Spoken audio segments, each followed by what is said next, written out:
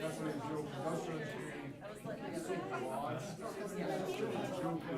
She still has a lot going on in her life. Part of that is I used to talk electric. I adored that. It wasn't my closest to one or some of the others. I was like, immediately, I was like,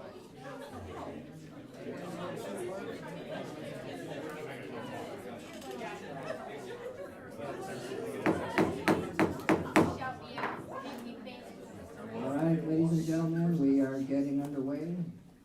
Taking all lines, as we say in the Navy. We'll start the meeting with the Pledge of Allegiance.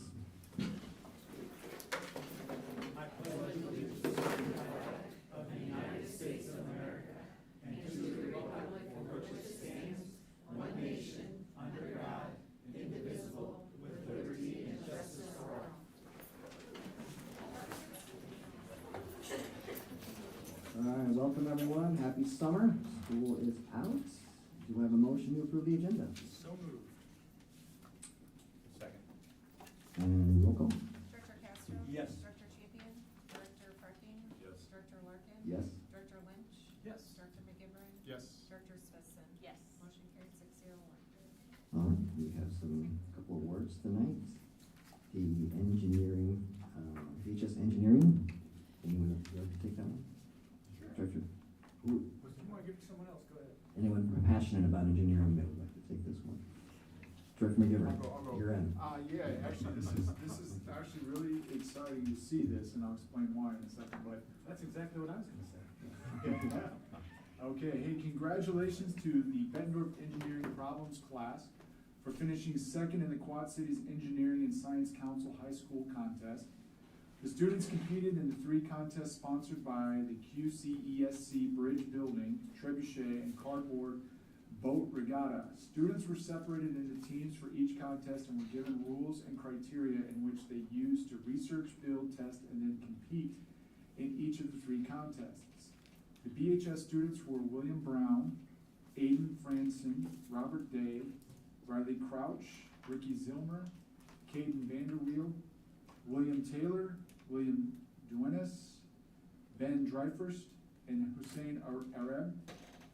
I apologize if I butchered any of those names. Bettendorf competed against other schools in the area and were named second best school team based on points accumulated for finishes in each contest. Bettendorf won both the bridge building contest and the cardboard boat regatta contest. The school placement is based on the performance of all teams in the 3 contests. William Brown was also named the high individual for all 3 contests and earned a $1,000 scholarship he will be awarded next year at the QCESC banquet. So Ron, I don't know if anybody, if any of these students are here right now today, but I just want to add, this is really encouraging to see. Congratulations to everyone that was involved. My senior year here at Bettendorf High School, I recall taking engineering problems down by the old weight room down there, and that was some, not only the coolest stuff that we've ever done in class, but the types of programming and the things that we did made some of the classes I had in engineering in college easier because of that. And so it's really encouraging to see not only that course still going on, but seeing our students excel in that. So congratulations. Very nice. Can we get the girls soccer team to come forward, please? Here, come on forward. Come on, ladies. Come on up. Come on up together.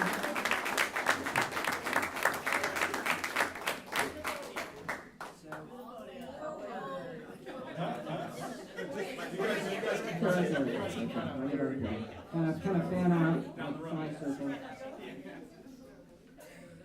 So, ladies, this is a really big deal. When you come back here and you're our age, your names are going to be etched in history in this school forever. So it is a tremendously impressive accomplishment to do what you did, to see the diligent work of the effort and delivered for our district, and there is tremendous pride for that. So maybe Celeste, we can get Tina Turner, Simply the Best, in the background. Any of the coaches like to say a few words? Yeah, coach, come forward and just Tell us a couple things of what surprised you and this Nothing evening. surprised me. Oh my gosh, I'm like, okay. I was gonna say, you can tell this is the coach. You don't need a mic for this I was room, just but gonna for the start people yelling. listening on the live stream. Okay. So nothing surprised me out of this group. It might have surprised the state of Iowa. But they have worked hard, not just this year. I mean, this success doesn't come in a year. It comes over time, you know, with their club teams, developmental processes that they've gone through, other sports that they play. A lot of them are multi-sport athletes, which we love, you know, and make sure that they're ready for season. So that's great for us. Some of them are multi-sport athletes in the same season, which we don't love as much. But somebody said, how did you start peaking at the end? You know, track season got over and now I could put the gas on the pedal. So we had everybody back, they were fresh, ready to go. They put in the work, their attitudes are right. You know, you gotta be mentally right, physically right. All the things have to come together. All the puzzles, pieces have to come together. I'm proud of them for how they handled the week. Not only was it finals week, we spent 18 hours on the bus. It was 6 hours on Tuesday, 6 hours on Thursday, 6 hours on Saturday.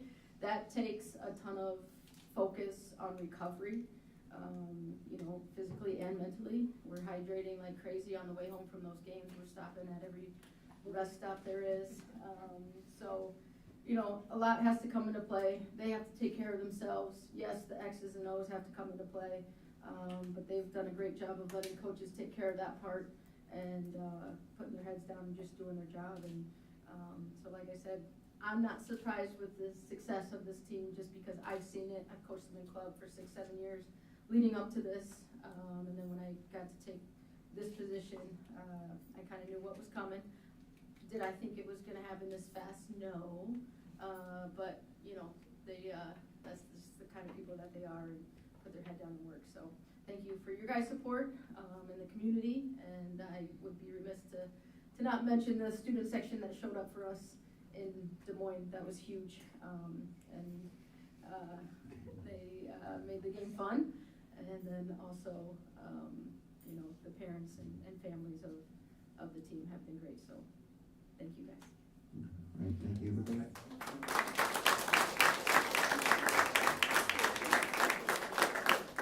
I think what you girls accomplished was just tremendous, but there's an old Frank Sinatra song that says, I did it my way, but you kids did it your way. Yeah. Offense scores points and defense wins championships, and I think you said at the welcome back, you only gave up 3 points in the whole tournament. Yep. That is outstanding. And I can't pick out the goalie, but who was the goalie that was just getting shot at continually and then just survived? She loves the limelight. That was tremendous what you did. I mean, of course, other people are helping you, supporting you in there, but you were just almost taking a beating in there and surviving. So that was awesome to see. So super congratulations to you. And also, I think they picked an all-tournament team as well. Did any of your kids make all-tournament teams, et cetera? Of course, Can yes. you introduce those kids as well? Yep, we had Riley Sweetland, who made all-tournament team as the all-tournament team keeper. And then we had Peyton Markham, right here, who made all-tournament team. And then Carson Bohanek was the all-tournament team captain as a junior with a hat trick in the final, which is unheard of.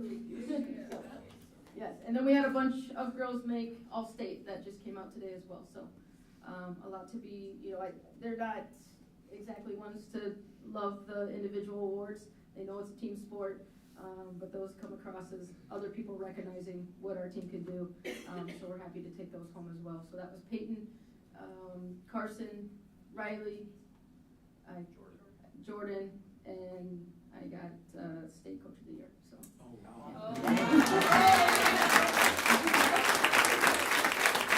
Coaching staff of the year. Okay, coaching staff of the year, because these guys have my back on everything and put in just as much time too. So, and Coach John. So. I'd like to say that Allison too is a Bettendorf grad, so that's even better. And I can't think of a better person for all of you girls to have as a leader, a mentor, and a coach. I've known her for a long time, and we're so fortunate to have her here at Bettendorf, and that was a great hire. So congratulations to you and your staff. Appreciate it. So I noticed in a lot of the pictures right after the game, everyone was wearing these shirts. Yeah. And here you all are wearing these shirts. I assume you're just gonna keep wearing these shirts We haven't, all summer we haven't long. taken them off. Yeah. Saturday at 4 o'clock, we got them, and we just keep wearing them, and whoever calls us next to come for an appearance will be there in our pink shirts. Congratulations, ladies. Yep. Thank you very much.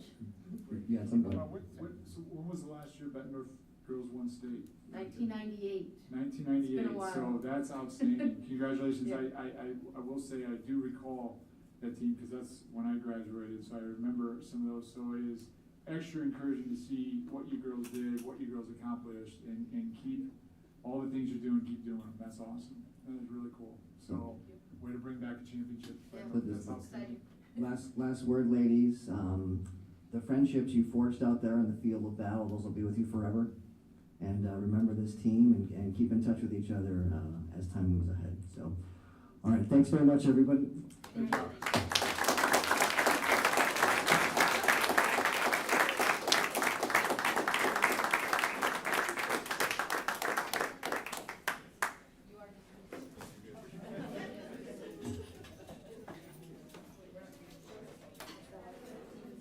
You know, whenever our people just earn scholarships and do, you know, we have so many awards we give every board meeting. It's just such a thrill in this job to be part of that.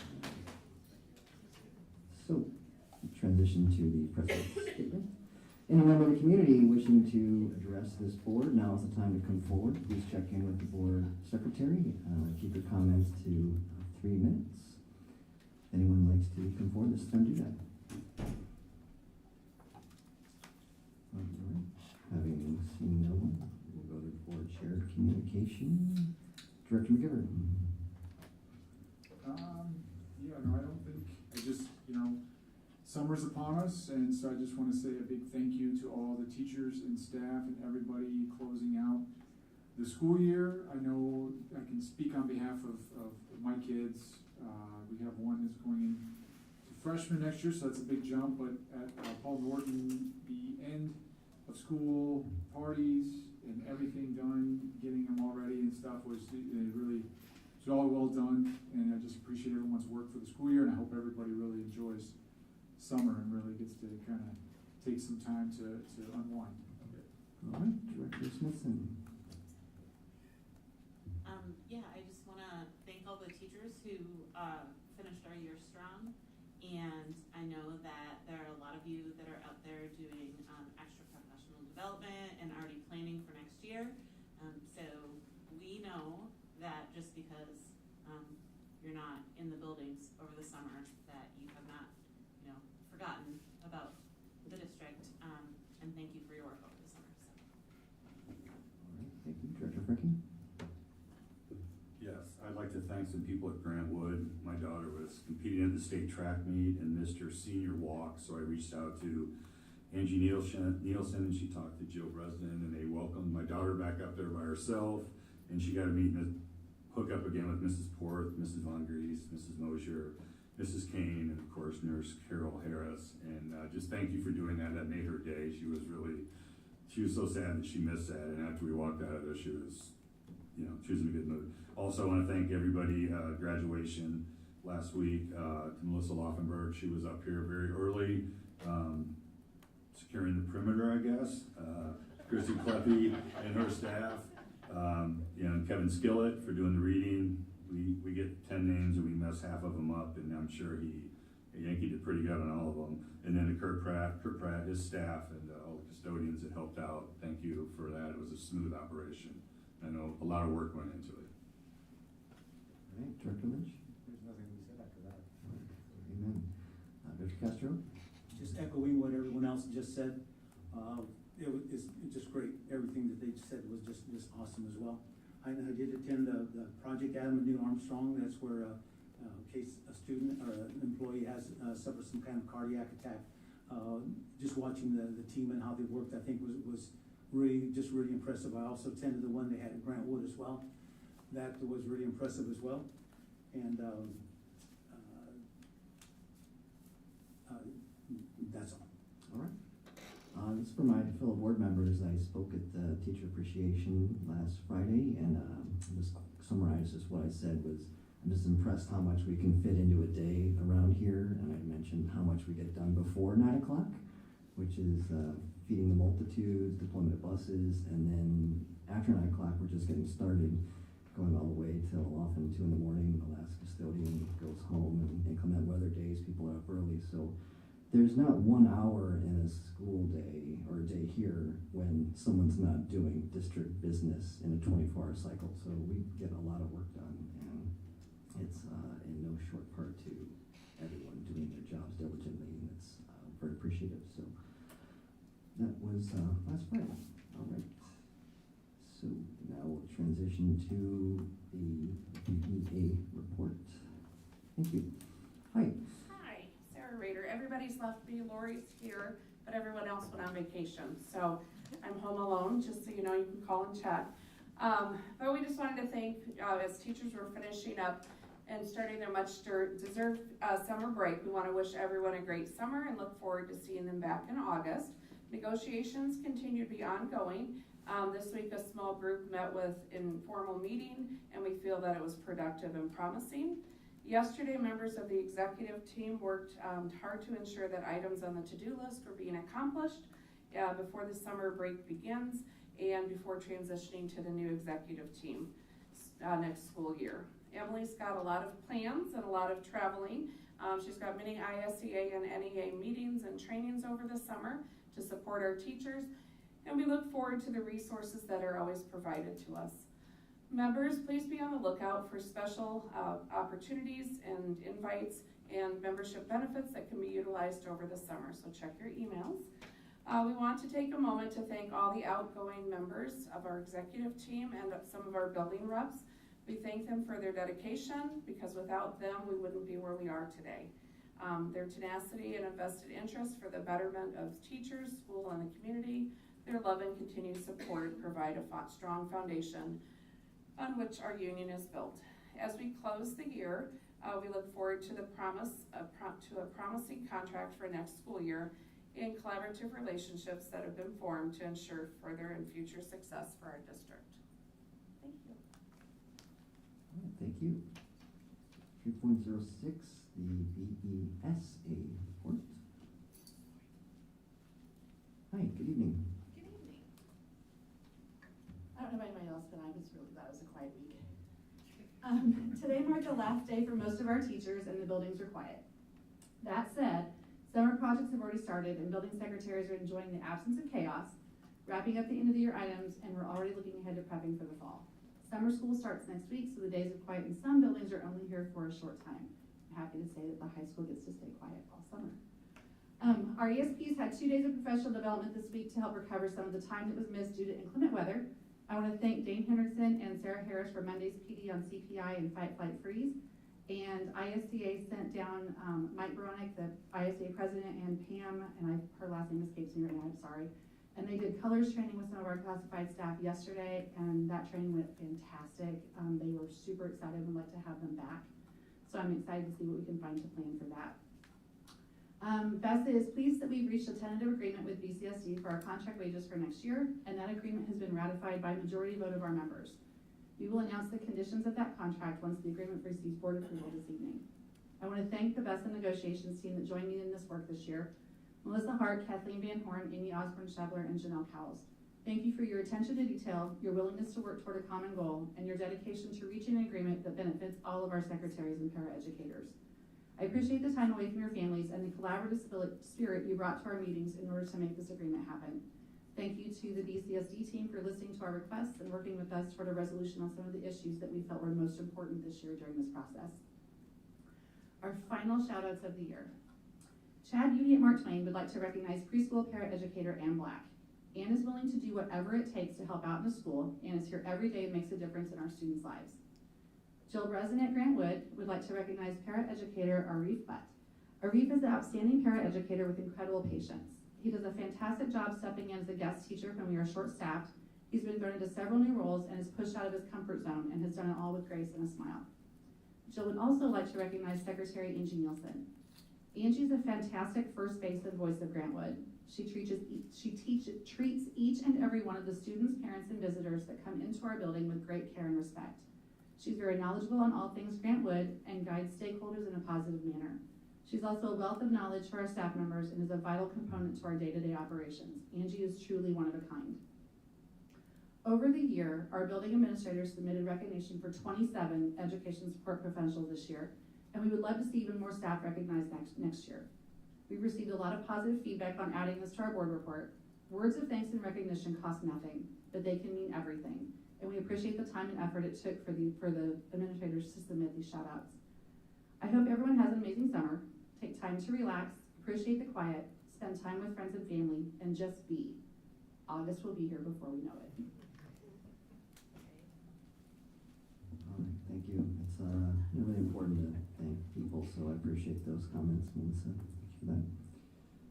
All right, Madam Superintendent, what do you have for us? Absolutely. Kind of echo some of the things that have already been said. It's hard to believe that last Friday we finished our 23-24 school year with students.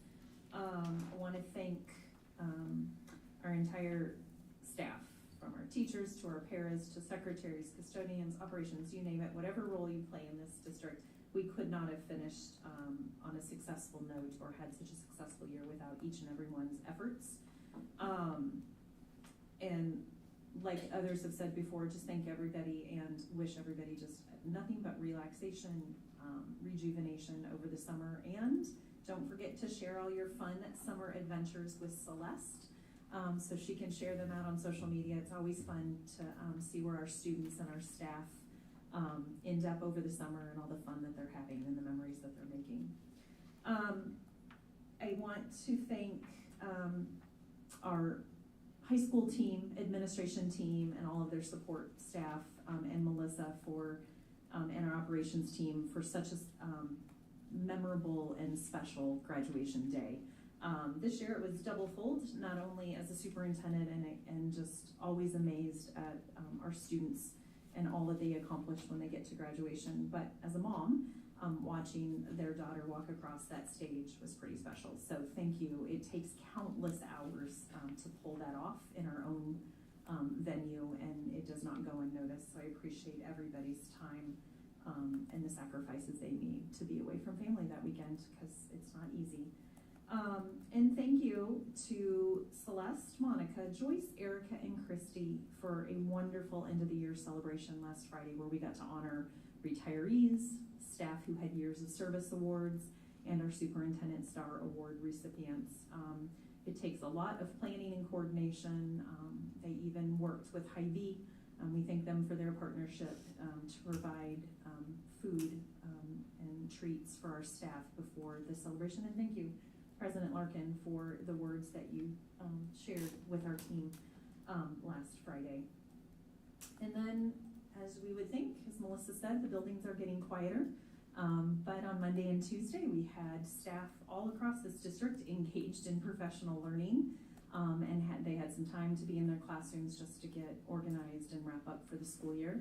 Tomorrow and Friday, our building leadership team, as well as our administrators, will be engaged in learning and reflection over at St. Ambrose. We want to thank them for their partnership. They've offered up their renovated Higgins Hall for us to do learning. The 2 days will be spent on reflecting on their building action plans as part of our SAMI work for the state. So all of our buildings with their building leadership teams and administrators will be digging in to data, into their plans, reflecting on their goals from this past year, and setting goals for next school year.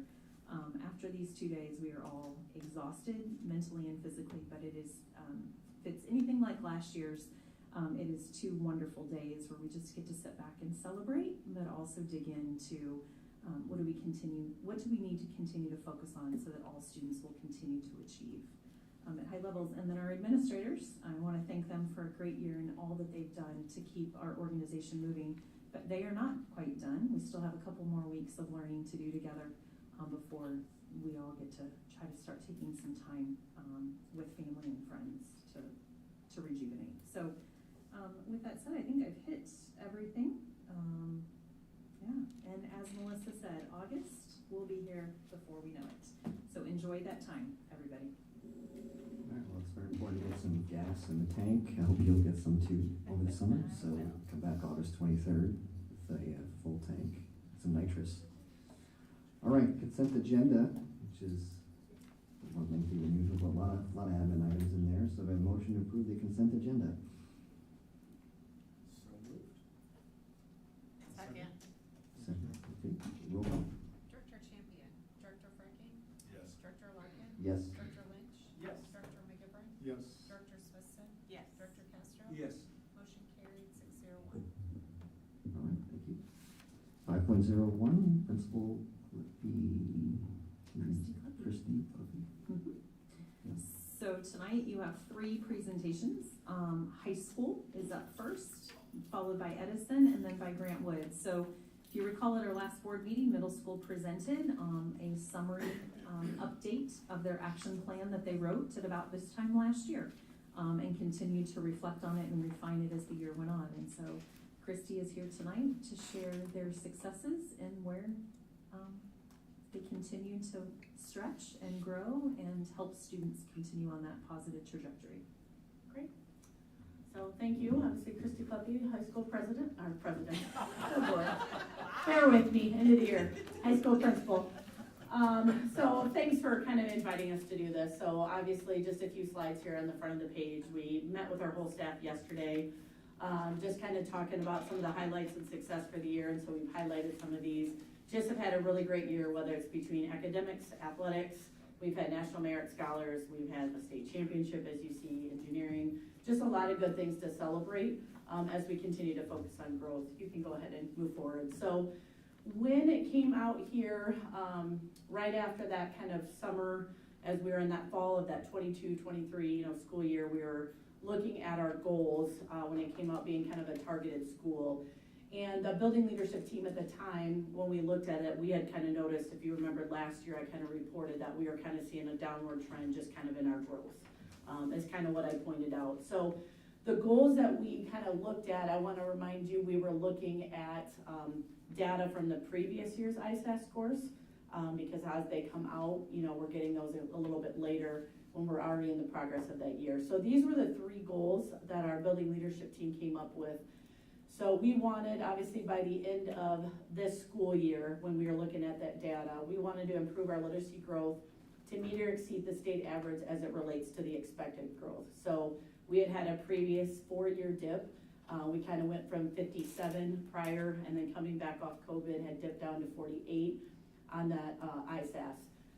So looking at that, that's kind of how we set the goal, is we really wanted to focus on growth. We wanted to get back above that state average, making sure our students are growing as far as literacy. And again, that was off of the 2022 report when we were looking at that data. Our math goal, kind of very similar. They had an opportunity to kind of look ahead into the scores when we set this, so they actually looked more at the 23 data. And so they wanted to increase from 55% to 60% as a result of teachers using more evidence-based instructional practices, materials, interventions, and looking at some of those data points that are coming in through intervention groups. And then our socio-emotional and behavioral health goal, a lot of our focus centered around PBIS and Tier 1. We had a heavy lift this year, learned a lot about Tier 2 interventions and Tier 3, but within our Tier 1 rollout, we wanted to get to the point to be more proactive. Our system was very reactive when we had some things that happening and working with kids after we had major events. So we wanted to feed our system with more of that data, those minors, we call them, coming in. So as we could see trends with students, we could get instructional support to them ahead of time before we had major issues. So the goals that we had established is we wanted to see our minors, and I know this sounds weird to say we want to have more behavioral referrals put in, but we wanted more of those minor things so we could see trends with students to hopefully have those majors go down. So I'm going to kind of talk about each one of those goals individually. Those were the ones that were set, and then how we've progressed through this school year. So we're going to start with literacy. So this is a little bit what I was talking about. You can see where the numbers are. So again, when we set this goal, this was off the 22-23 growth results. So when we look at language arts, so you can see the state average is 50. So in 2021, our data was at 48. 2022, it dropped to 40. And we are happy to report then we set this goal prior to knowing our results from last spring, not this current spring, but we had jumped to 62. So before we started our school year, we already had beat our goal. So we're like, okay, where do we go from here? And so I want to give a shout out to my building leadership team, because once we started last August and we started looking at this right away, we're like, okay, we've bounced back, we've already met our growth. How do we dig into this a little bit more? And so we wanted to kind of look at our targeted groups. So I think you can kind of look at our targeted groups where we were and where we are now. So we're not just seeing growth in just literacy, as a whole. Each one of our targeted groups also improved as a building piece. So that kind of highlights some of the instructional practice we are doing that are going very well. So then we wanted to dig in a little bit further. So the shout out I wanted to give to my building leadership team is we dug into the ISASS data a little bit more in August, right before the school year started. And you can go ahead and go to the next slide here. Is we figured, well, we got to shift our goal a little bit. So I worked with Jamie and the AEA to kind of dig into what are we seeing as some trends across the district. So you can see in the red for our grade levels, what started to stand out is writing. We had some concerns with, with our writing and ISASS, it's on a 5-point scale, and we have kind of on average a lot of 2s, a lot of 2.5s. And so we said, let's shift our focus, our literacy goal for the building, and let's try to get more literacy across the curriculum. And so our content areas are core, so world language, science, social studies, and language arts, because math had some different goals, got together and we came up with a common writing rubric. We've done a lot of work in the high school about common expectations. Sometimes we make our work a little bit harder when we change the expectations on kids from one classroom to the next classroom to the next classroom. So we have been really trying to hone in on the important pieces and common expectations. And so we thought if writing is concerned, we're all gonna talk about writing the same way, with the same language, the same context, and that's where we started. And so unfortunately, we don't have all the ISASS growth back to see where we are with writing. We just have feedback from our teachers right now. When we met at semester, students who had social studies, if you remember a year ago, I told you we changed our scheduling so they have literacy all year long between social studies and language arts. And so in changing that, the teachers could already see by semester when they were getting kids in January who had the other content area, the writing had already progressed. The instruction was easier because they've already heard CCEE throughout the first of the semester, so they could continue to build on that. So we're excited to see where those results are. I think one of my favorite highlights of the year is I had a student come up to me who is not one, she's kind of more middle ground, not like high performing, not in, necessarily IEP, but came up to me and started to share with me how she was so excited that her teacher was using an example in class and it was her example. And she was all excited because she was like, I remembered that, and then on the test when I was writing, I just remembered CCEE. And so she was just so excited to finally have some of her work highlighted. But it was all centered around this connected with her to be able to take to and from classes. So I thought that was pretty powerful. So that's kind of where we changed our literacy work.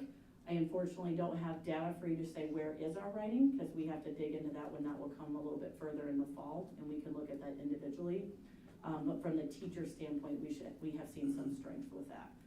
And then in our core areas, what we had them focus on is just the domains. How do you make sure you're incorporating, speaking, listening, communication, writing and reading, things like that within those other core area, the curricular areas, so we can address literacy as a goal, as a whole, as a building. So I don't know if anybody has questions on that before I move to math. Yeah, I have a quick question. Yep. So I just want to make sure I understand, you've got like a common writing rubric that no matter what the assignment is, these are the things that you're kind of looking for? Yep. Okay. So when they're talking about literacy goals in just those areas, so it was social studies, language arts, science, and world language. And the teachers had input on those rubrics, correct? Yes. That is so exciting to see. Some of the feedback I have from my middle schooler is that like they had a panic attack basically because what you do in social studies when you write in social studies is completely different from what we hear when we're supposed to write in language arts, and how do I switch between the two? So I think your students are going to react really well to that. I hope that your teachers see that success also. I really feel like that's a huge strength move for the high school to have, you go into this school, this class, and it's graded the same way as in this class. Looking at the beginning, but we're gonna hold Sorry. comments and questions to the end. Okay. Yeah. All right, math. Oh, this was, I guess I had one more thing on literacy here. So, this was just kind of more of our, what we're moving into with this next steps then. As we saw, we're back as far as the growth, but what we wanna start digging into a little bit more is now the expected growth. So there's a difference between growing each year and then what you're expected to grow each year. And so our building had a lot of conversations about that yesterday in looking at, you know, what skill level are our students coming in at, and we might have to change our starting point as far as where we're starting, because we're seeing we've gotta get, if you notice in there's a huge jump in 10th grade. And what I will point out is, so we need to have more percentage of our kids meeting the expected growth, which is gonna be our focus going into next year, but 75% in 10th grade. And what we are tying that to is part of our PLC work. We focused a lot on data literacy in the last couple of years, and 10th grade had started to incorporate reading comprehension back in. We have been doing a lot with writing, and so they started using ReadWorks and some other things and incorporating comprehension back in, and we think that's a big part of scaffolding the reading comprehension and instructional strategies back in 10th grade. We saw a much larger growth this year, looking at the results we can see so far. So we are seeing some positives with that. We've been working with Rhonda across the board with language arts, looking at incorporating those reading things back into that, and we're hoping we'll see some impact out of that next year. Math.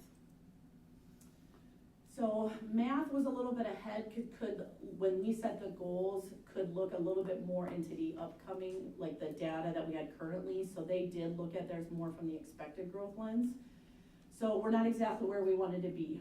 We did see some positives and some growth with that. So you can see just the growth in general. You know, we went from 57 to 44, we're back up to 54. So moving in the right direction. But we started kind of looking, and now as we're moving forward, we started looking at more of the proficiency scores. We are kind of looking into a little bit of when you look at grade levels and you look at proficiency, it's still very positive where we, across the board, you're, you know, anywhere from 75% to 80% proficient, okay? But we've got to look at how do we close the gap with some of these other areas. And you can go ahead and go to the next slide here. This just kind of breaks them down. You can see it different, just kind of longitudinal, so you can kind of look at the class. So again, this comes to like, are they meeting the expected growth? We are finding a little bit based on grade level content. There's a lot of geometry standards in 9th grade. We don't teach geometry until 10th grade. And so we kind of, at first we're looking at the data like, oh boy. And then when we start looking in, it's like, okay, we don't have geometry in 10th grade. It makes sense that students maybe aren't performing very well in those when they're taking ISAFs in 9th grade. So those are some of the things we're digging into a little bit more, and based on some of our targeted groups. Just a report out of some of the things I shared with you last year that we are doing. You can move to the next slide, because these are just kind of preliminary things. We want to start looking at more intervention groups. And we kind of knew that. We knew in the math area, we got to start looking at how do we close the gap. We get a lot of open enrolled sometimes that aren't in our system that come in, and we've got to look at where their math skills are and how do we start building those.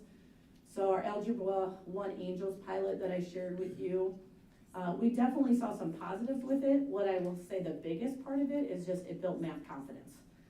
I don't know statistically if we had the huge gains, because there's so many variables in the student group that was part of that.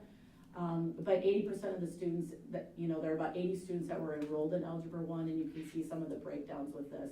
The great news is students passing the class and having more success in the class definitely improved.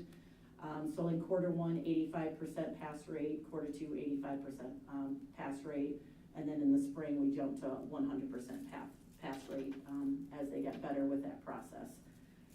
If we look at the students in Algebra 1 Angels with our ISAS growth, 28 of the students made the expected growth, about 8 of the 29, 59% of the students showed growth. So yes, positive, but I think our biggest takeaway, it just built more confidence in math, because it started with an area that they could be successful and then could build up, so they had more engagement. Statistically with ISAS, I don't know that we saw a huge difference compared to students that were not in that group. You can go to the next one. And then the other thing that we have been doing, so we'll kind of see over time, is we've identified students and created targeted intervention groups in a more proactive approach. We did this all across the board for our 3 levels, 9th grade, 10th grade, 11th grade, so between algebra, geometry, and algebra 2, and so this is a little bit of some of the data in there. So balancing, improving how they're performing on state tests, but at the high school level, we also have to balance, success in courses to move towards graduation. So for geometry, was indicated for students who had a prior history of D's and F's struggling in math and lower math scores on ISAS that would currently be enrolled in like a plus class or a boost, but that was taking them out of other courses. So in the fall, our pass rate was 100%, quarter 2, 93%, and spring was 94%. So our pass rate for these courses are definitely improving, having that proactive approach built in. It's still too early to see what impact it's having on actual ISAS scores, but it is helping from the graduation lens and future ready lens moving through our coursework. 87% of the students made expected growth, 94% of the students showed growth. And those are pretty huge, statistics when we look at that. And then you go to the last one. And then algebra 2 is pretty similar. This is the second time we did start in the spring of the previous year for algebra 2. So 100% pass rate for both quarter 1 and quarter 2, which is huge because algebra 2 previously had been one of our highest failure rates. So 100% in the fall, 94% in quarter 3. And again, if you look at the growth, 86 of our students are showing growth, 59 for the students made expected growth. So even though some of our proficiency scores you're not seeing that, we are seeing more growth by building in those intervention groups. And so we're just kind of in the early years of that, so we're excited to see as we continue that intervention group what we see over time. But definitely helping with the pass rate for the courses. And then our last goal area is the social emotional behavioral health. And so again, our goal was we wanted to be more proactive. And so I will say it's kind of interesting when we look at this data. So this is just overall, so you can see it from the minor major perspective and then also broken down by grade level. It's not uncommon. Most of these referrals come at the 9th and 10th grade level. There's a little maturity and just kind of learning, over time. As of kind of in April, we had met our goal. Things got a little busy at the high school in May, so we kind of superseded that a little bit with just some issues that are more majors. There's not really a proactive approach to build up time. There's just some things that happen. So we're pretty close. So you can see just kind of overall where our totals were. As far as minors, 805 the year before, 955 this year.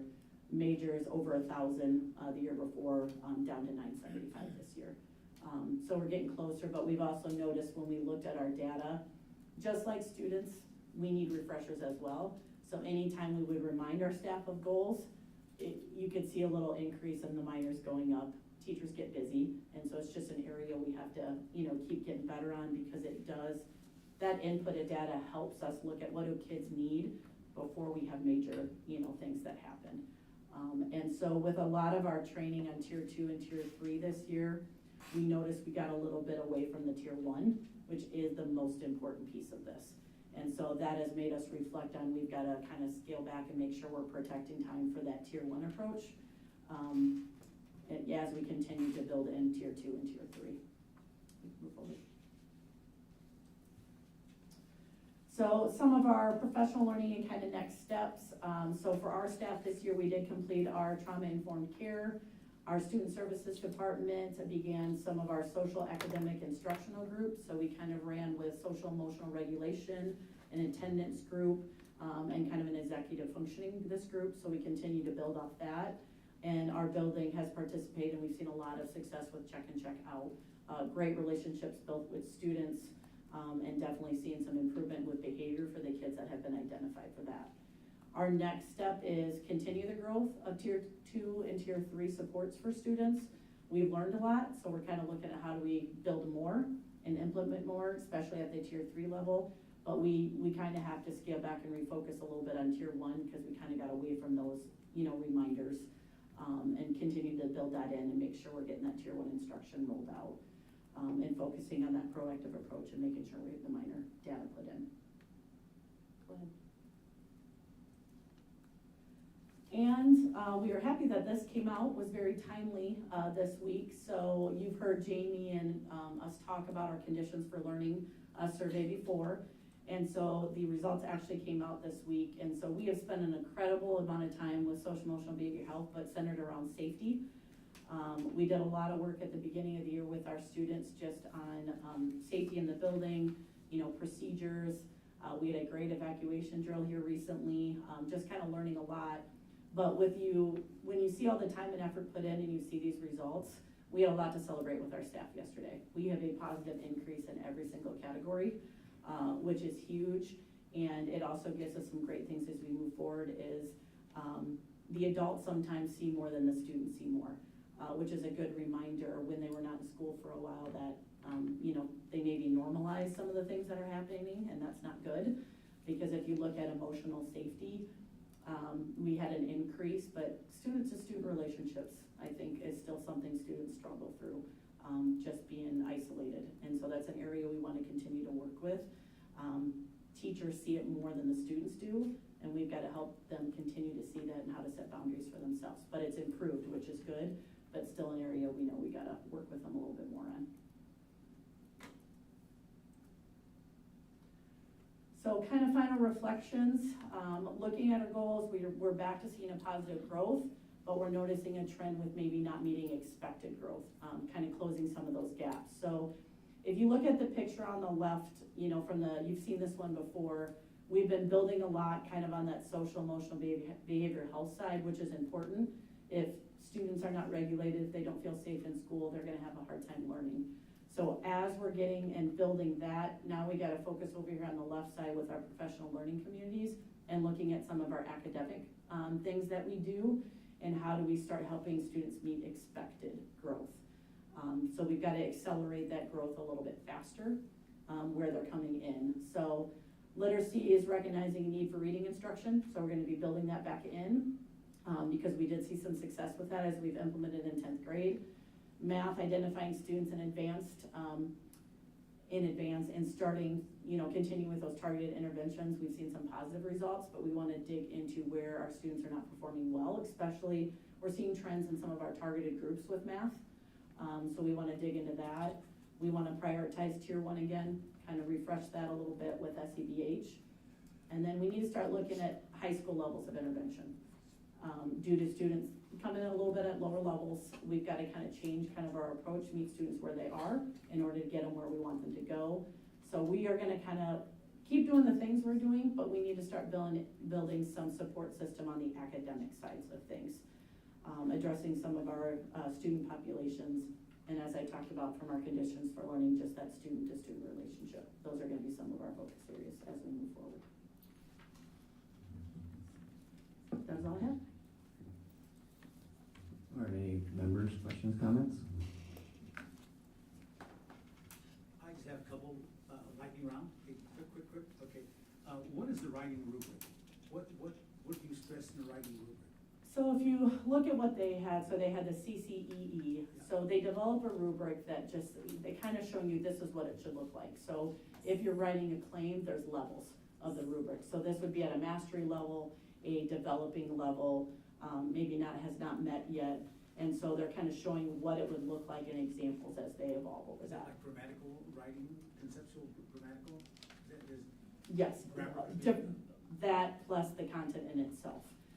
So an example would be when they're analyzing a character or if they're trying to give an explanation, you know, how many levels of things are they using to explain what they said their theme was. And so on a mastery level, they might need to have so many levels of things to support their claim, or maybe in more of a developing, they might just say one thing, right?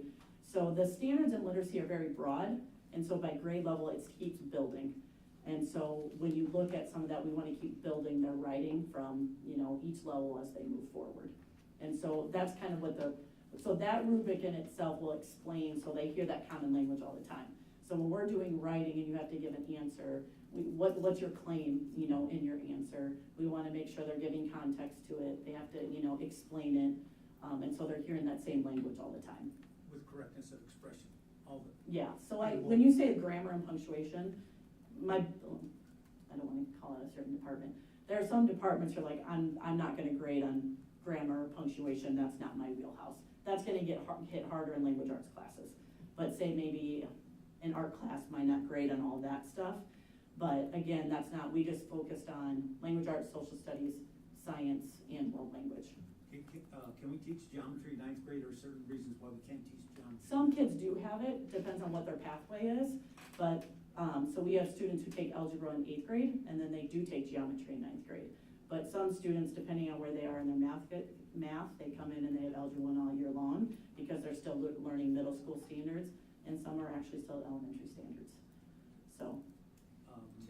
To change that, you'd have to do an integrated math, which is very different than the traditional math of having your algebra, geometry, algebra 2, and then after that, integrated takes all of those at a 9th grade level. It would be a complete change from what we're used to doing. We just call it grade level math, Okay. in a sense. In the math goal, do you, about kids coming in that not quite meeting where they should be, do you meet with the middle school math teachers at all, and just to see what kids really need that extra special intervention before they get here? Or how do you work with the transition from the middle school kids to the high school? So we've really leaned on Marty and Rhonda and the stuff that they're doing with their fast testing and working with the 8th grade, teachers and with their scores. And so they spend an extensive amount of time and build beautiful spreadsheets for us that kind of show how the students are performing, and that's the data we use. So when we looked at our targeted groups for algebra this year, that's what we're using, what they put together. So we look at their ISAT scores, we look at their FAST scores, we look at how they've been performing in math. Sometimes there's an attendance concern, so there's lots of variables, but that's how we identified students for those groups, so yes. Okay, last question, I think. Do you find when you talk about the majors and minors, do you feel there's a certain, like maybe a group of 50 that kind of push that number higher, or is it kind of spread across the spectrum? It's a small group, so I wouldn't say it's a group of 50, but there is a small group of students who account for a lot of those referrals, yes. So when those get special attention? They need more support, yes. So that's part of the piece of being proactive, because as some of those things are coming in, now that when we're putting that minor data in, we can get them in and start getting adults working with them sooner before we have these big major events. So I can, a couple students I can think on the top of my head had a lot of referrals, and then once we've kind of identified, they didn't have a single referral from November till the end of the year, because they kind of started having that extra coaching, in a sense. One last question. Yeah. You talked about student-to-student isolation. What does that mean? Under students, you talk about student-to-student, I think you mentioned isolation. No, isolation is not the right word. I think we're still working with students in a period of time when we were not in school, and they're learning online and they're at home. There's a lot of things in growth that we pick up on: body language, facial, recognition, just reading, those type of things. Kids are still struggling with some of those skills, and so what they see on social media, what they're reading, those type of things, it impacts their peer-to-peer relationships. And so sometimes they think they're being funny, but they're actually being hurtful. And they don't, when you sit down and have a conversation, they don't mean it hurtful, but it is. And so it's just some of those social things that are missing with that time. So if that's the best way to describe it. Okay. Do you think cell phones come into play with that? 100%. This is more of a sort of stepping back question. I like the idea that we want to think about growth relative to expected growth, especially if kids who are coming in and aren't at grade level. Right. We want them to see have more than expected growth, right? That's the challenge, yeah. The question is the ISASP the only or the best tool to help us measure that? I think from the high school, it can't be the only thing. There's a lot of other variables, that kind of go into it. Sometimes kids don't take the test very seriously. We spend time preparing and talking to them about the importance of it. So I think that's naturally where we saw some of that growth, because if you have a year where they don't, kids aren't trying. So we can go through there, and there are some kids we know that they maybe spent 5 minutes on the exam because their scores just aren't, So you can't use it in isolation, but it is a good measurement that gives you an idea from year to year. But I also think when you put the data in front of students that says, this is where you're at and we want to grow you there, when they actually see it and they see we're using it, I think it makes a difference, because otherwise to them it's just another test, right?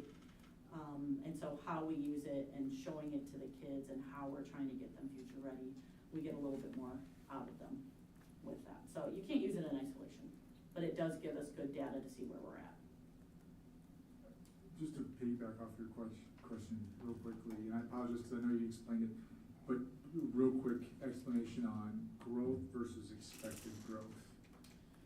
So growth, and if you could go, I think anybody can go to the site and look at this, but like growth is just like from 1 year, you know, they look at like peers. So if you and I show this same score 1 year and we took it in, you know, the next year, you're looking at that growth similar to other peers in your area, so or in your same level. So that's growth. Then there's an expected growth that I'm not sure how they come up with that number. There's kind of a chart that's given because it's not exactly the same for every grade level, but how many points within that they're expected to grow in a year.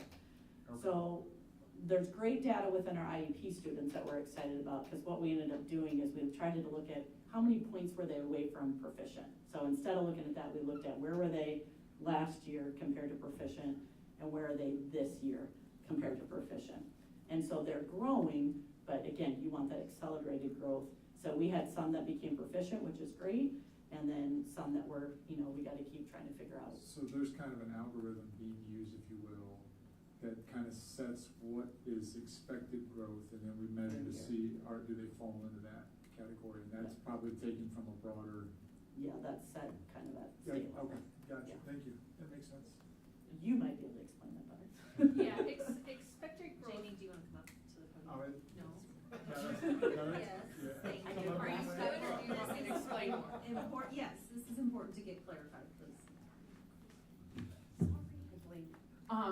Expected growth is one of those things that as we look at it, every assessment that you take is going to have some sort of expected growth, but it could look differently based on where I'm starting at, and it will set that. So we do that a lot, even with our fast bridge. So we'll know with our fluency where we need kids to grow. So you can be growing, but if you're not growing at the rate that you're expected, you're not closing that gap. And so that's why it's important to always look at both that expected growth and, you know, who's growing, because sometimes we can say everybody's growing, but if they're not growing at that expected growth, then you're never closing and you're never getting to where you need to be. And so you'll see that a lot as we talk. I know we're gonna work on some data workshop things with you about that's critical part when you look at growth, because growth I can go from 76 to 78 and it's growth. Right. But I didn't really move myself closer to proficiency around that. And so it's great that they're looking at both of those, because you do want to celebrate kids are making growth, but you want to make sure that they're getting to where they need to be before time runs out. Does that help? Yes, thank you. Sure. Thank you, Jamie, thank you, Christy. Anyone else? Thanks, Kristen. Thank you. Yes. I had a quick comment. I was glad to see, you can sit down. A quick comment on the writing, I was glad to see that in there. You know, to get ahead in our hyper-competitive culture, to be able to express yourself in writing. And, you know, to quote Ben Franklin, to be remembered after you are gone, either write things worth reading or do things worth writing. And when I went to college, I struggled with English 101. I didn't think my high school had prepared me adequately for the rigors of writing, on how to express myself in writing. Some of that was on me, not taking it seriously, but so I'm glad to see the rigor on the writing. So that's an important part of preparing our youth to succeed, is being able to express yourself in writing. Okay, you want to say? Yeah, and I want to, again, I know we've talked about it previously in other presentations, the amount of work that the teachers at the high school and Christy's leadership team, her administrative team, and their building leadership team, just recognizing the importance of having common expectations from one content area to the other, because oftentimes, as Director Smithson pointed out in her own child's experience, that can be so anxiety producing, which can lead to students to struggle socially, emotionally, and either internalize that, or it can come out as externalizing behaviors. And so to have those common expectations from one area to the next only hopefully takes away some of that anxiety from students so they can focus on growing their skill set and becoming more proficient in that exercise. But I also want to point out something Christy talked about and pointed out in her data.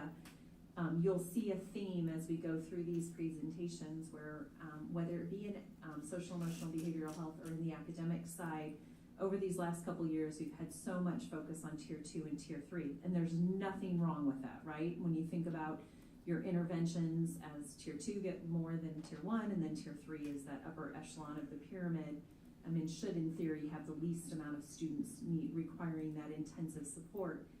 What we're seeing in our data, and as we just most recently talked with our elementary principals, and we've had conversations with secondary, and Christy pointed it out tonight, is the need to make sure we go back and relook at and reflect on tier 1 instruction, both in the core academic areas, but also in our social, emotional, behavioral health. We can see evidence of tier 2 and tier 3 and those additional supports we've added on and the focus in that area, showing in the SEBH side, behaviors going down, and in the academic side, those students making expected or aggressive growth in areas where we're seeing, where we're reflecting, and I know will be a focus of the next 2 days worth of work, is shoring up tier 1 in both of the academic and SEBH area, and just re-looking at that and making sure we've got all of the pieces in play there, and some of the work that as we look to kick off next school year will continue on tier 2, tier 3, but also bring us back to tier 1. So thank you, Mrs. Clevey, for bringing that up. I know it's all, as all of our principals are sitting down to reflect on this work, that is a common thing we're starting to hear, is just making sure we refocus and we reflect on tier 1 practices as well. Okay, I think we have Miss Dr. Blackwell with Edison.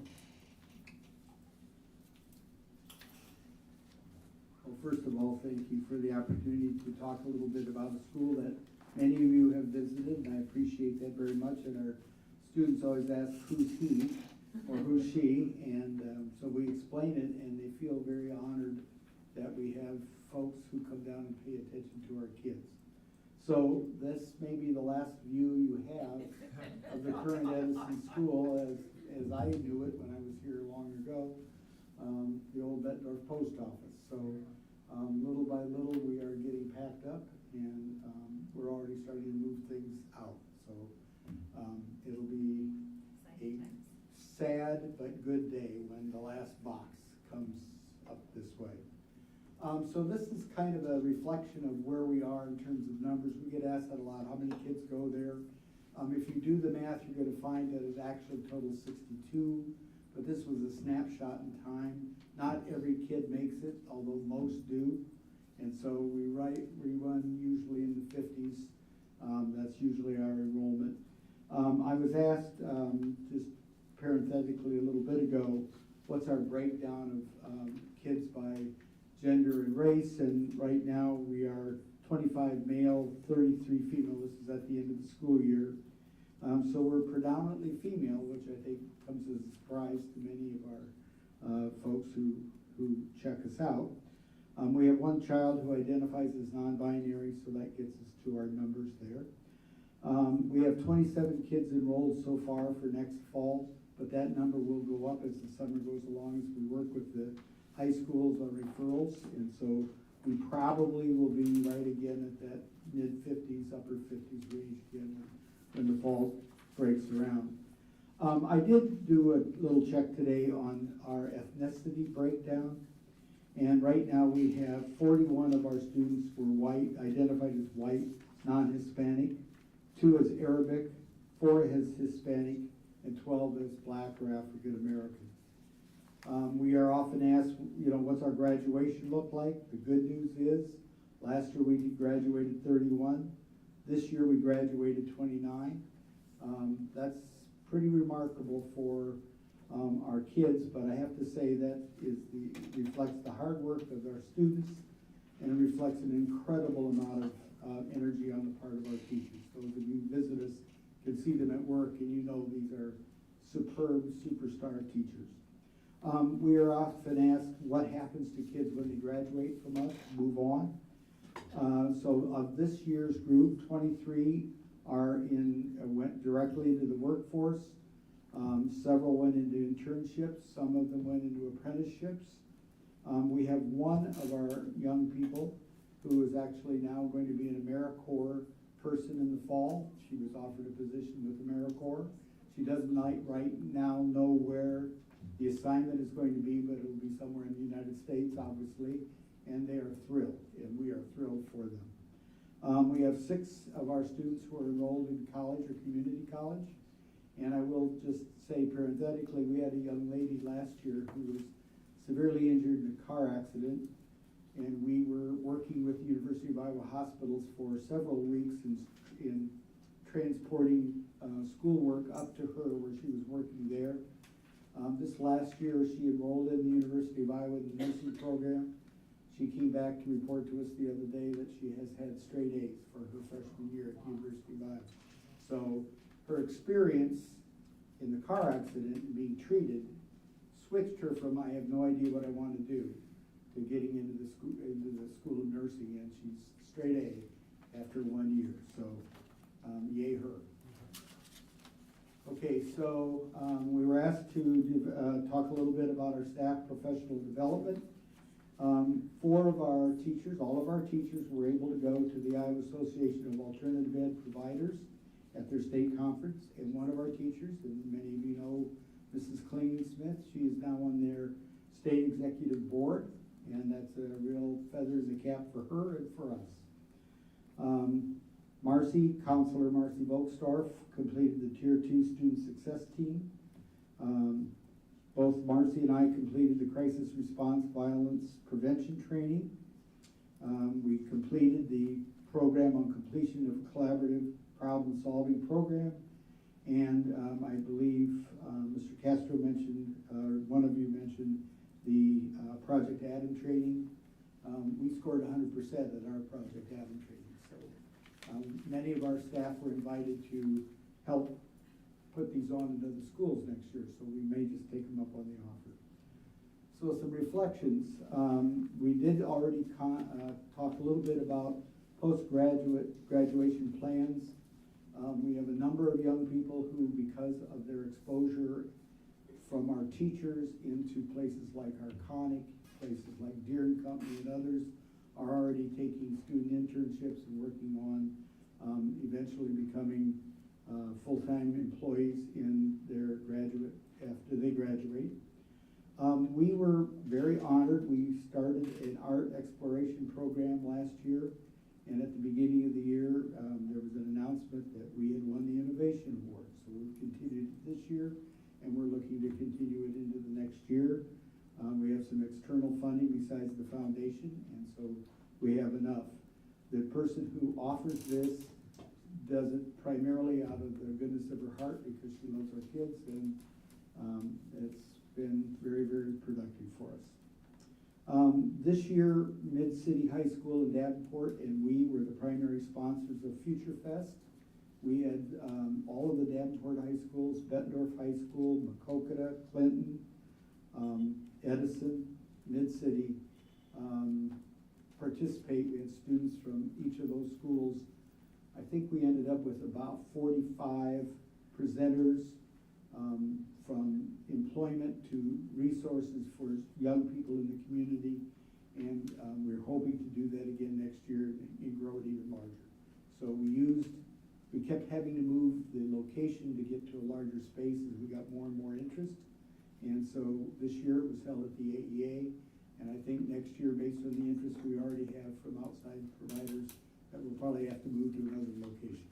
So that was definitely a feather in our cap.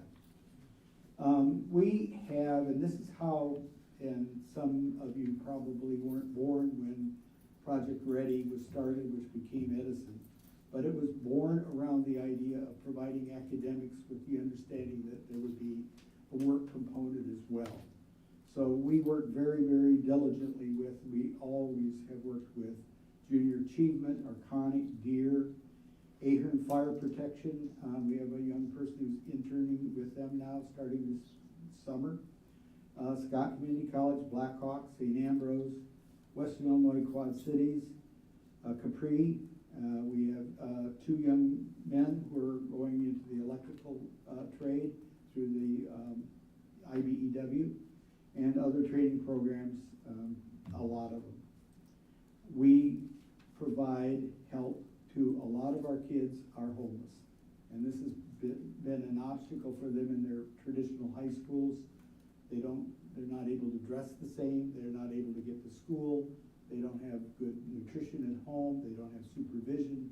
So we have helped place a number of kids, and we continue to do that on a regular basis.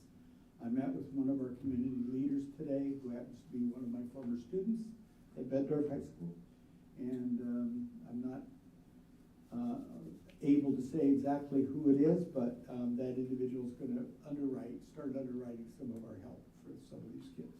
So that'll be helpful for them and also potentially a work site for some of our kids. We have an intensive academic program. Our teachers are top of the line. They could teach any place, but because they're committed to the kinds of kids that we serve, I have to say they're extremely special people. They are not an everyday, ordinary person. But their whole concept, everything they do, is to try to provide these kids with a worthwhile experience that gets them into becoming responsible young adults in the workplace and in their family lives and in their community. So a look at our future. Thank you to everybody in this room, because the construction continues. So teachers are driving by on a daily basis as our students and taking pictures of the walls going up and sending me pictures on my phone of the progress of that. All of our undergrad students and many of our seniors have toured the building, and they're already pointing out where this is going to be and where that's going to be. And they're very, very excited about making the transition over. I have to say that many students have already come in, even though they were done last week. I look up and I see kids that I say to them, I had to fight you to get here during school time, and now why are you here? Well, we miss it. Well, okay. So I guarantee you that they will be the same kids who, when they finish across the street, they'll be coming back and back. We provide for them a lot of structure that they don't have in their ordinary lives. We are now going to be part of Accelerate Iowa, and if you're familiar with that program, it's through Iowa Works, but they provide financial incentives to kids who complete certain things in terms of training, both academic and in the work field. And so we're going to be an area, a collaborative with a number of other schools, but we will be one of the schools that's now part of the Iowa Works Accelerate program. And we have worked that through with our district readiness, career readiness coordinator. We'll continue our arts program. We'll continue to participate in a number of community health care programs. So many of you may have had this experience. This community is extremely rich in the number of nonprofits that serve young people and people and families. Many of them, it's very difficult to actually get support because they're in so many different things. So there are a number of us who are working to try to have them narrow their focus and provide a specified, I can do this, and we go to them for that kind of help. And so our meetings are continuing through the summer to try to streamline the resources, not have this giant melange of things, but to actually have targeted. We can help with homelessness, we can help with food, we can help with mental health, and that's what we're working on. We are very lucky in that we have a once-a-week visit from Bethany Services, and that person is continuing for next year. We continue to put emphasis on mental and emotional health programs. As you would imagine, many of the people in our school, many of our students, have severe anxiety, severe emotional mental health problems. And so we are trying to find them external supports as well as internal supports, and we use parents when we can, when parents are able to use their insurance to provide help, but we find other funders when that doesn't work, and that's not a possibility for them. So I have a giant thank you again for giving me the opportunity to come back and work with these kids. They're amazing. Work with the fine teachers that we have. Thank you for the building that we're about to receive, and open to any questions. And by the way, thank you for all of you who visited, and those who don't, please make it a thing to do next fall and come and see us at our new place. Before we go with questions, it was, I don't know if any of you saw the Quad City Times article. Pretty neat story. Got to share with Dr. Blackwell and his team about a former student and graduate of Edison who is part of the construction team that is building the new Edison. The article, it is wonderful, and this student is extremely articulate and a testament to when Dr. Blackwell says they have high expectations and a rigorous curriculum. You can see evidence of that in this young man's just story that he shared in the article about his journey through Edison, what he thought it was versus what his experience ended up being, and the fact of how proud he is to now be a part of creating the new Edison for future students. Anecdotal note, if I may. Please. So when we brought the bus up for all our kids to visit, and our staff started getting off the bus, this guy ran across the construction site to hug our staff. So, yeah, I mean, the follow-up story was phenomenal, but the part I will never forget is the tears of this big, strong, strapping young laborer guy and our staff. It was pretty friggin' amazing. That's great. Yep. Sir. Jeff, I just have one thing. Do you mind if I call you Jeff? Well, you and I worked together how many years? You just, yes, I knew you when you were in this building. Yep. You got away from us for a while, but from all your presentations and everything I've heard about you, you are the right person in the right place, doing what you do with your low-key demeanor, and I think you're doing a wonderful job down there. Thank you. You are the correct fit for what you do. Well, thank you. Those kids, our kids, a lot of them would not be in school, a lot of them would be in a lot of bad places. This is a place where they feel comfortable. I know a lot of people think many of them will still identify with their home schools. Some of them will walk through their home school's graduation. But if you ask them, you know, what do you feel like, they'll tell you, I'm Edison. And that's kind of the thing that I think touches me the most. Anybody else? Thank you, sir. Thank you. Thank you very much. Thank you for all you do. One more, Grant Wood. Grant Wood with the view. Best school, the school has the best view. Absolutely. Yeah.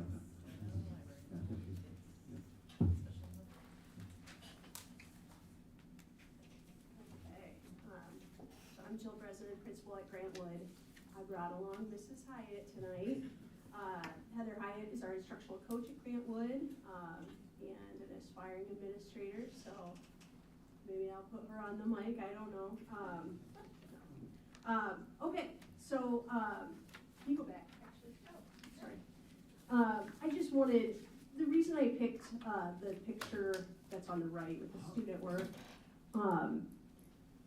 it's just a testament to how engaging our new curriculum really is, and that's a group of second graders. The unit of study was the human body, and those smiles are very genuine. They were super engaged in the work. That's one of their final products that they were so proud of. Kind of a side note, my son's in second grade, and his school also uses the CKLA curriculum, so I've kind of got a front row seat that way too. And get to have those rich conversations around the dinner table, and I can't tell you enough how engaging and fulfilling this curriculum has been. Yeah, there's bumps in the road, definitely, we know that, but I was intentional with that picture because that's really reflective of what our kids are doing day in and day out in this curriculum. Thank you. For last year was my first year, and I was definitely getting my feet wet. And so it was my first time sitting down with our team at the end of last year, going through the CME work, trying to really put together some meaningful goals. And in my mind, I'm thinking, you know, if we really follow each cohort, we're gonna get a better indicator of what our kids are able to do. And the team agreed with me. So that's how we kind of came to be with the different data sets. Some of you might remember our kindergarten class last year was just amazing. The data was amazing. So, you know, we didn't want to do just kind of a standard goal for those kiddos as they went to first grade because they were already so accelerated. So we wanted to be very intentional and make sure that we were stretching and growing kids and capturing those goals accordingly. So you can kind of see there's some different goals up there depending on the grade level and their level of performance from the year before. Went ahead and did the same thing with math. Again, trying to be very responsive to each individual grade level. When we got to SEBH, you know, you always want to see behaviors trending down. Of course, that's what you want. So we decided, you know, we think we can cut this by 10% and just really do a lot of robust teaching and learning around expectations. So that's kind of how we got there. Knowing what I know now, as in my second year, and knowing that tomorrow we're going to embark on this journey again and we're going to go through things, I'll probably have some different goals that I present to you next year because this got a little bit more difficult to respond to each individual need, and it was kind of hefty to say for the SEBH part, like, let's just reduce it by 10%. Teachers started wondering, like, should I not record this? You know, so finally we had to take a pausing point and say, I want you to record every behavior that you think you should record. I want true data. And maybe that's perhaps where I should have started instead of saying, like, let's cut this by 10%. So we're gonna get into the data now. And there are some definite celebrations. We've learned tonight a little bit more about growth and types of growth. We saw a lot of individual growth, and we have some really great individual stories to go along with these numbers. But the fact of the matter is, I'm not pleased with the overall data. This is not where we wanted to be. I don't think that our goals were too ambitious by any means. We just have to live with this data set and plan for next year and move forward. We do, again, have a lot to celebrate and a lot to build off of, and I think that we do have the right teachers teaching the right curriculum for our students.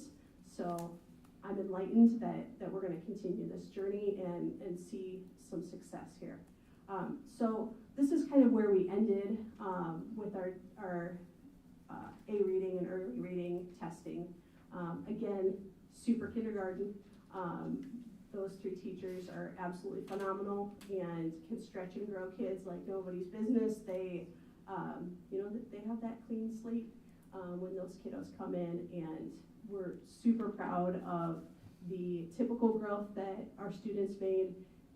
The way it's listed there, that's by section, so we're a 3-section building, and then the overall total.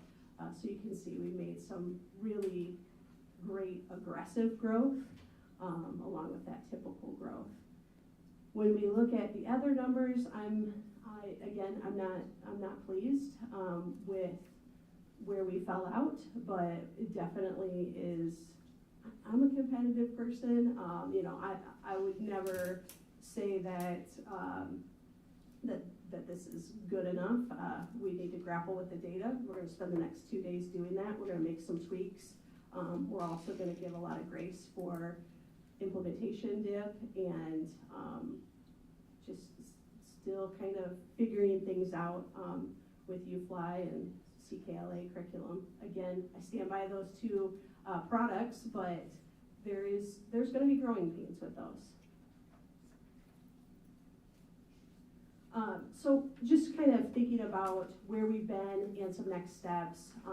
When we got the new curriculum for literacy, we had some robust training. So we spent 4 days before we launched the new school year, really grappling with that curriculum and making sure that we were able to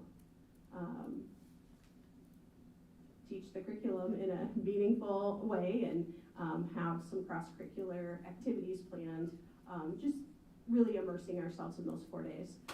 Throughout the year, we have done some really rich data discussions. We come together for grouping and then regrouping meetings based on student needs. It's already been said tonight, but just to reiterate, we look at tier 2 and 3 a lot, and that's been our emphasis and our focus. And perhaps, you know, when we get to the table tomorrow, we're gonna have to talk about tier 1 just a little bit more than we did last year. But those grouping and regrouping meetings have been very fruitful for us to really understand what kids need. It's been just amazing to see 5, 6, 7-year-olds switching groups for win time. I think a few board members were in the building one day when the second graders were lining up to go to their different group, and just the level of collaboration that our teachers are able to have to make sure that every kid is getting what they need in those times. Also, we did a lot of U-Fly fidelity checks to make sure that we're doing all the steps correctly, spending the time that is needed on those auditory drills and visual drills, etc. So really trying to get into the classrooms and see that instruction has been a wonderful thing for me as an instructional leader to see. And we've invited a lot of other school districts in to see that instruction too. So we've had a school in Clinton come, DeWitt, Wacokota, so it's just been really great to share that learning also with them and see their test scores start to boost too. Again, talking about how we're grouping kids, differentiated core has been something this year that we've really started to embrace, and I saw teachers kind of they weren't reticent to try it, but they were not really sure how all of this was going to work, having small children going every which way, but it has worked. Kids are getting what they need, and our procedures and routines are strong and they're not missing a beat. So differentiated core has been great. Really being able to work with our special education teachers, our academic interventionists, and those grade level teachers all as a whole team, because they're all our kids. And then this spring we started to work with some press strategies, really promoting fluency. I think that was super fruitful for us too in that last push with our spring testing. It was received very well. I know that our teachers are excited to hit the ground running with more of those press strategies for fluency in the fall. And then just kind of looking forward, I think, you know, we definitely need to place an emphasis on comprehension in grades 3, 5, and then continue with our phonics instruction and continue to teach CKLA with fidelity. And we've had some really great conversations over the last couple of days as we've been reflecting about what worked and what we could do differently. And it's been remarkable to see the different teaming that have really embraced some of this. I met with our elementary librarians, you know, where they could step in and do some read alouds based on the content that our students are going to be receiving, just kind of to pre-teach a bit. I know our music teachers met, and they're looking at ways that they can introduce different songs that meet up with the curriculum. I think that we have a really good plan moving forward, and I think that we'll see the curriculum improve every year. We're getting good at teaching it. And then in grades 3 through 5, knowing that we need to probably add more morphology work is a next step. And I believe Rhonda actually did a training yesterday, so that's already in motion. Moving on to math. These are our math numbers. Again, we have a strong core foundation at kindergarten, and those first grade numbers, very pleased with those. But then, you know, we didn't meet our goal in 2nd, 3rd, 4th, and 5th grade. So that's something that we're gonna have to go to the table. Again, I believe we have the right people, we have the right curriculum, but we're going to have to find different ways for instruction. so that we can fill these gaps. Certainly wanted to celebrate though, for our first grade team reaching 90% proficient, and then that proficiency improvement percent of 7%. That was, as Dr. Blackwell would say, a feather in the cap. So this is kind of what we've been tackling with math, illustrative math training. We had 2 sessions of that. One of the sessions really dealt with analyzing the data and responding instructionally. So that was super helpful for our teachers to be able to engage in that work. We also have the New Mercy Project and Bridges, which are intervention tools that we have been providing professional learning around. Been received very well. Heather has done a lot of that. It's been a lift of hers, and we're really starting to hit our stride with those tier 2 and tier 3 interventions. And then in February we had our math fact fluency tier 1 and tier 2 instruction. We had some training with that, and again, I think that we have the right components, and it's great to see it kind of coming together. All right, so when we get into SEBH, I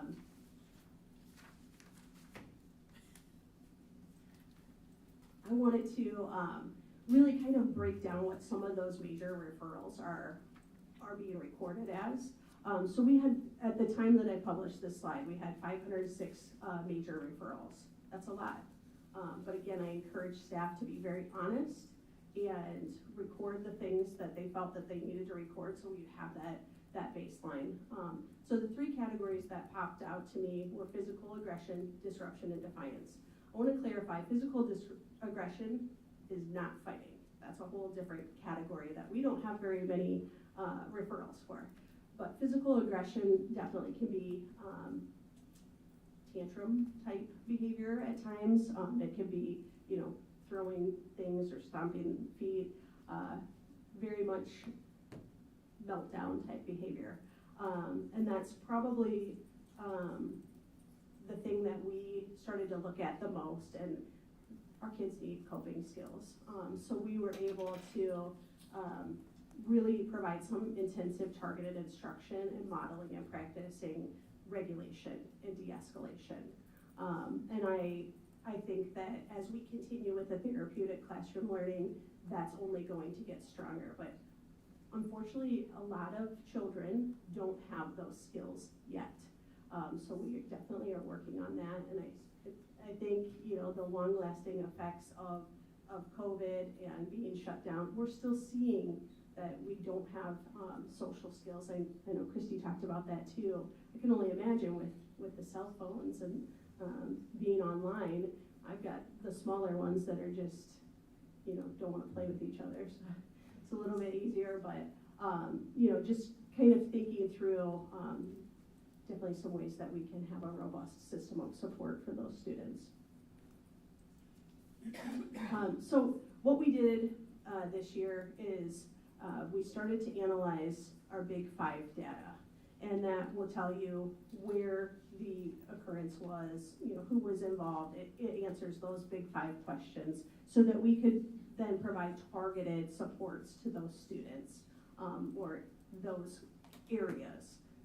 In an elementary school, that's typically going to be at recess time, that we're going to have a lot of those, or unstructured times.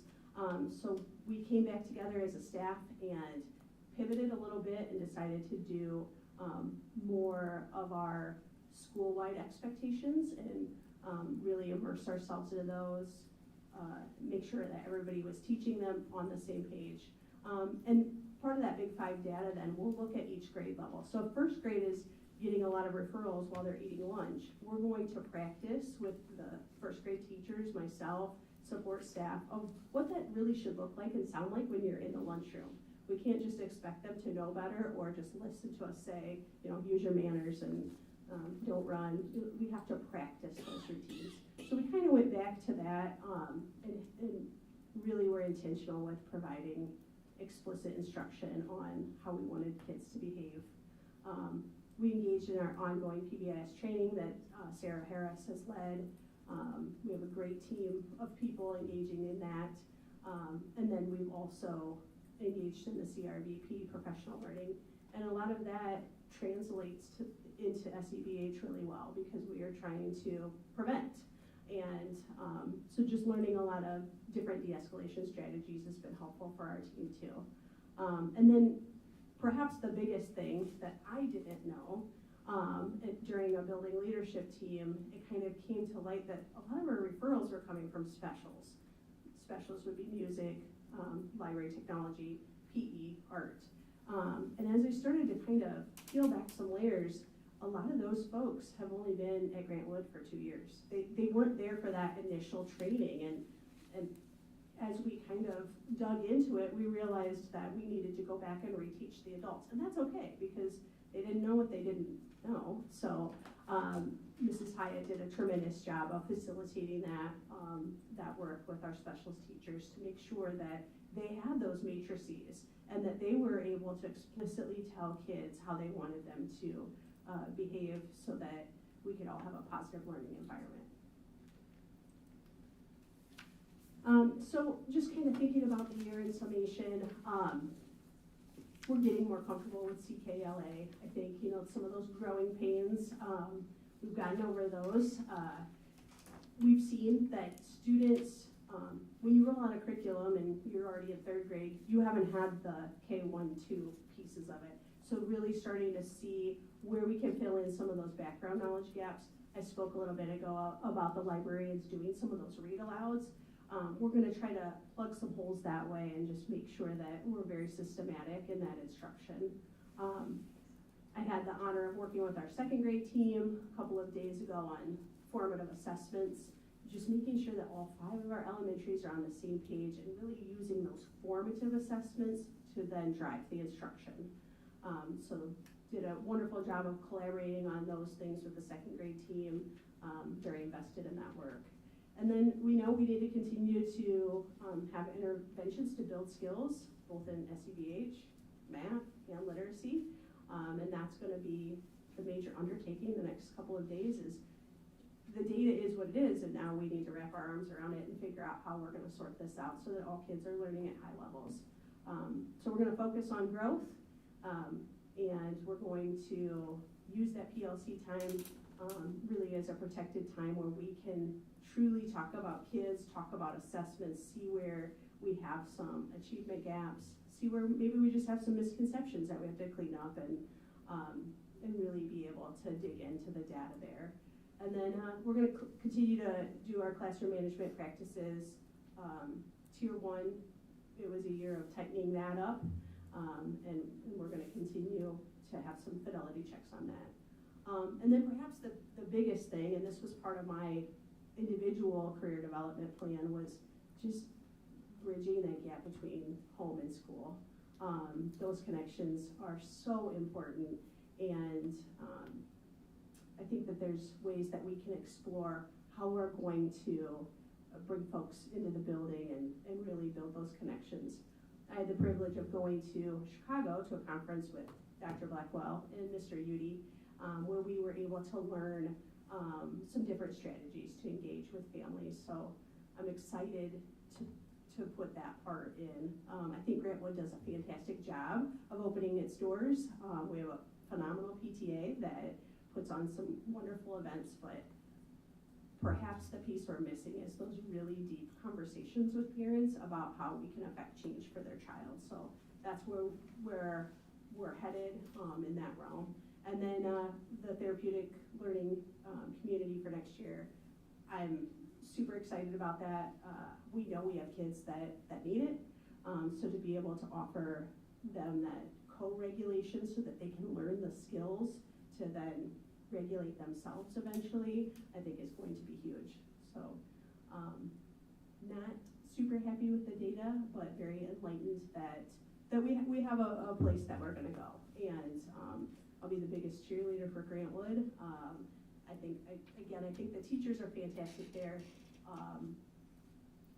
We have the right people in the right places. We have the right curriculum now. We just need to get to work on it. Questions? Anyone? Quick question. seeing what you had up there correctly, correct me if I'm wrong, but it seemed like what you guys were doing was gauging where each grade level was at when you put the goals for the next year's grade level. I think that's great. I mean, I guess, I think some of the issue before in the past is, you know, if you look at grade level 1, how they perform this year and how they perform next year, well, that's a completely different swath of kids, right? But to see, hey, they performed really well here, we should expect them to perform, this is a high performing class, so it seems, I don't know, I just noted that, I appreciate that. Is that pretty consistent what we're doing on how we're doing that across all the elementary schools, where we look at how does this class performing, and then we establish that as the expectation for when they get to the next grade level over versus looking at it across the grade level? Is it, I guess that's maybe more for Jamie, but is that, I think that's great. I think that's a way to get after apples to apples, right? Absolutely. And I just want to say, from you know, somebody that's grown up in the world of sports and competition, I appreciate your mindset. I appreciate your mindset when you look at the data and this mindset of, hey, it's never really good enough until, you know, we're just going to keep improving, and that mindset of getting your hands on it and grappling with it. I think that's great. So that's encouraging to hear and see that. So I appreciate that mentality. I can chime into what you were saying. I think that, yes, that may not be reflected in everybody's goal that you see in that same manner, because we're always looking at the two different things. If we're seeing trends over first grade, even though they're different students, a lot of times that's reflective of our tier 1. So if we're seeing, hi, our tier 1 is working, but it also is critical to compare as close as we can, apples to apples, to see that. So I think one of the things we encourage in the work that we're going to do tomorrow is to look at both those sets of data, so we're understanding both sides of that. Is our tier 1 working? Because you've heard all the groups that are up here say that's the critical part. Yeah. And that's where, if you're looking at it over time, first grade over time, that's where we can truly measure the effectiveness of our tier 1. The growth of our students is where we're trying to compare as close as we can, apples to apples. We know with Fast Bridge it changes to a different type of test, and you know, they don't get into ISASP until 3rd grade. So. Okay. Couple quickies. Jill, thank you. I appreciate your candor in just telling us, the board, those things, because we have to know the good, the not so good, and the really, really not so good. We have to know those things. And I appreciate your candor in sharing that with us, okay? And I think you are, like Ryan said, I think you said earlier, you're a competitive person, and you don't like, I mean, you want to improve, okay? For lack of better wording that I could use, okay? You want to improve, okay? So thank you for that. Okay, secondly, this is a really dumb question, but I'm trying to rack my brain. We said, what is morphology? Oh, for the. Yeah, you said grades 3 to 5, we're gonna add morphology. It's really like digging into the roots of the language. So Like- prefixes, suffixes, Greek and Latin roots, those types of things to help kids break down words and have a better understanding of a word. Prefix and suffixes? Yep. Oh my goodness, that's music to my ears. That is awesome. That is so great. That is good, thank you, thanks. Yeah. Thank you. It's the science of morphs. Good, thank you. And the last thing, is there certain, like we talked about the major offenses, is there a certain element or certain number of kids that are responsible for a lot of these? Like I think when Christy talked about the high school, and those are the ones that you really have to target for changes, et cetera. Is that correct or not correct? Yeah, that's absolutely correct. And so on our SST team, then we're able to take those names and devise plans for those students. Okay, good. Check in, check out has been one of our main interventions, and we've seen great success with students graduating from that and reducing those behaviors. Thank you, thanks. Yeah. I am curious. Could you speak into the microphone, please? Sorry, that reminds me. No, it's good. You mentioned sort of the 3 big categories in the major referrals that you're seeing. And you mentioned one example of first grade, you tend to see more issues in the lunchroom. I'm wondering what other patterns that you were seeing. Like, are there more with younger kids or more with older kids? Do kids who have problems, you see, oh, they learn how to help regulate themselves and then they become less of a problem? What Sure. sort of patterns are you seeing? I think that's really tricky to answer because I do think our younger grades, the teachers give a little bit more grace for some of the misbehaviors because if you don't know better, you can't do better. That being said, I would say that this year, well, most of our referrals, or a large portion, came from our fourth grade class. And that's historically been the class as they move through Grantwood that have had the referrals. So we really need to have a strong tier 1 there, and really address and continue to readdress behaviors in that grade. When you said our fourth grade class, do you Yeah. mean this particular cohort that will be in fifth This grade next particular year? cohort, Or yes. in fourth grade, there are problems year from year? No. Okay, thank This you. particular cohort, yeah. And they're great kids, and we love them, but they need extra support. But Mr. Sass will have them next year, right? And so, yeah, well, we know that this is a class that was in kindergarten during COVID, and they just missed a lot of social skills, so we have to continue to front load those.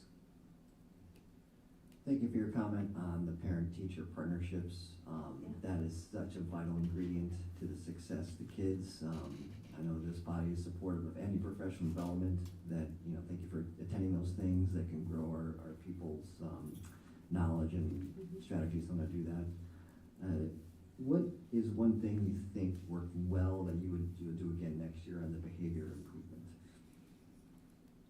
I think addressing the misbehaviors, really looking at that big 5 data and saying, okay, first grade, their problems are in this area. Fourth grade, their problems are in this area, and tackling that. We used to come more at a building approach, like the focus of the week is going to be this. We really need to go dig a little deeper and do a grade level approach to how we're doing. We call them cool tool lessons, and there's one each week that teachers are doing. We need to revisit some of the ones that we have hot spots with. Okay, thank you. Okay. Thank you. Thanks. Thank you very much. All right. Very instructive presentations this evening. Thank you for our presenters putting that together. Oh, yeah, well, we're almost finished here, really. 5.04, second and final read of policies. Do we have a motion? I move we approve the policies listed as presented. Second. Second. Okay. Roll call? Director Frankie? Yes. Director Larkin? Yes. Director Lynch? Yes. Director McGivern? Yes. Director Smithson? Yes. Director Castro? Yes. Director Champion? Motion carried 601. 6.01 agenda or calendar items. Board meeting in 2 weeks, and then we get a little break. Healthy break. Rejuvenation, I believe it was Versus described the- earlier. But still keep up on your professional development reading, so take it too easy. All right, and do we have a motion to go into closed session? I move that we go into closed session in accordance with Iowa Code 21.5 sub 1 sub J to discuss the purchase or sale of particular real estate, or premature disclosure could be reasonably expected to increase the price the school district would have to pay for that property, or reduce the price the school district would receive for that property. A second. Roll call? Director Larkin? Yes.